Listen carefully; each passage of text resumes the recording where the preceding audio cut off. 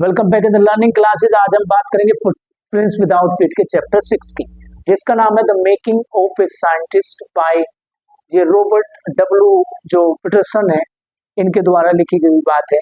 और अगर आप देखें एज ए चाइल्ड जो एब्राइट थे, वे उनका जो जन्म हुआ था वो पेनिसिलिन में हुआ था, और जब वे 22 की एज के थे तो वहां पर उन्होंने स्काउट ऑफ द ईयर उनको चुना गया था, जिसमें जो बच्चे होते हैं वहां पर उनको मैगजीन में लिखने का अवसर मिलता है, जो बहुत कम होता है। अगर इनके हम मेब्राइट की बात करें तो इसको ना बटरफ्लाईज इकट्ठा करने का शौक था बचपन से ही, और लगभग इन्होंने 25 इस तरह की स्पीसीज थी जो इसने इकट्ठी की थी। इसके अलावा इसको ये कलेक्ट करते थे, जो रॉक्स होते थे, फॉसिल्स होते थे, कोइंस होते थे, इनको करने का शौक था। इनकी मदर इनको काफी कोऑपरेट करती थी, इनको काफी सपोर्ट करती थी। इसके अलावा टेलीस्कोप, माइक्रोस्कोप, कैमरा और अलग अलग जगह जाकर इनको सपोर्ट करती थी, देती थी। इसके अलावा जब ये सेकंड ग्रेड में थे तो इन्होंने लगभग 25 स्पीसीज जो थी बटरफ्लाईज की वो कलेक्ट कर ली थी। और इनका जो चेंजेस आया ना, जो सबसे बड़ा चेंज आया वो आया ट्रेवल ऑफ मोनार्च 10th। ये इनकी लाइफ का टर्न पॉइंट था जो उनकी मदर ने इनको गिफ्ट की थी, और जिनसे इन्होंने एक अलग तरह की सिचुएशन देखी। और इनकी हम बात करें तो उन्होंने क्या करते थे, जो भी बटरफ्लाई पकड़ते थे उसके ऊपर टैग कर देते थे, और इन्होंने वहां पर काफी अल्टरनेटिव विंग्स जो मोनार्च है या ये चीजें हैं, ये सारी उन्होंने देख ली थी।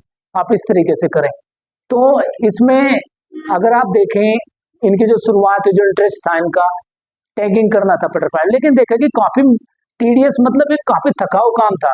आपने छोड़ दिया, फिर उसके बाद उस चीज को पकड़ना, उसको ऑब्जर्व करना एक मुश्किल टास्क थी। और एब्राइट ने लगा कि भाई अब तो थोड़ी अलग चीज है, तो इसने एक अलग प्रोजेक्ट के विषय में इन्होंने काम किया। इसके अलावा इन्होंने कैटरपिलर के बारे में, जो मोनार्च कैटरपिलर है उसको डिसीजेस के बारे में, बीटल्स जो होते हैं, और इन्होंने वहां पर जो कैटरपिलर है किस तरह से प्रेजेंस होते हैं बीटल्स के अंदर, उसके बारे में वर्कआउट किया। इसके अलावा इनका एक प्रोजेक्ट था जूलॉजी डिवीजन का, जिसमें इन्होंने ओवरऑल 3rd पोजीशन प्राप्त की थी। और जब इसके बाद फिर इन्होंने जूलॉजी के उसमें जो एक साइंस फेयर था, पहले 3rd रैंक, फिर उसके बाद 1st रैंक इनको मिली थी। इसके अलावा अगर आप देखें तो रिचर्ड एब्राइट जो थे लगातार कंटिन्यू एक्सपेरिमेंट कर रहे थे मोनार्च और प्यूपा के ऊपर, और इसमें इन्होंने पहला अपना जो साइंस फेयर था वो जीता, और उसी से इसके साथ इन्होंने आर्मी लेबोरेटरी में समर के दौरान ड्यूरिंग समर वेकेशंस वहां पर ट्रेनिंग शुरू की, वहां पर जाके।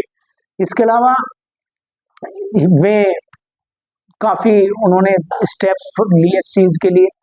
और जो ये सेल्स थी जो मोनार्च की, उन्होंने कल्चरल, और उन्होंने दिखाया कि किस तरह से जो सेल्स है ना ये वर्क करती है, किस तरह से ये दिखाती है, तो वो सारी चीजें इसमें नजर आई। तो यहाँ पर इनके बारे में बहुत सारी चीजें कही गई।